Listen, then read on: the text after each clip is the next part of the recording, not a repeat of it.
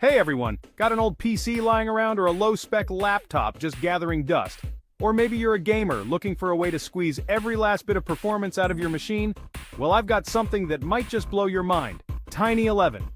Tiny 11 is a streamlined version of Windows 11, designed specifically for those older or unsupported devices, and for gamers who need that extra edge. But what makes Tiny 11 so special? Let's dive right in. First off, Tiny 11 is incredibly lightweight. It strips away all the unnecessary bloatware and features that you probably never use, making your system run smoother and faster. Think of it like putting your PC on a diet, a lean, mean gaming machine. So how do you get Tiny 11 on your device? It's super simple. Step 1, you need to download Tiny 11 from the official source.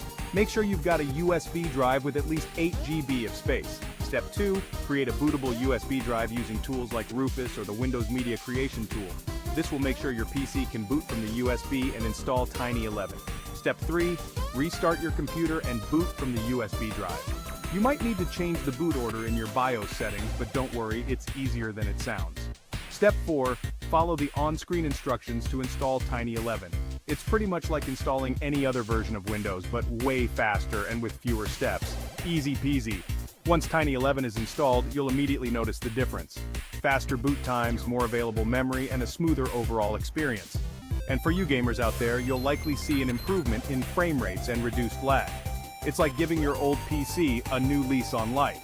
Now, before you go, don't forget to hit that subscribe button and give this video a thumbs up if you found it helpful.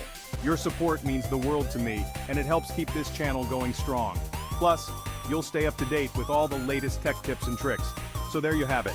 Tiny 11, the ultimate Windows 11 for gamers, and for breathing new life into those old unsupported devices.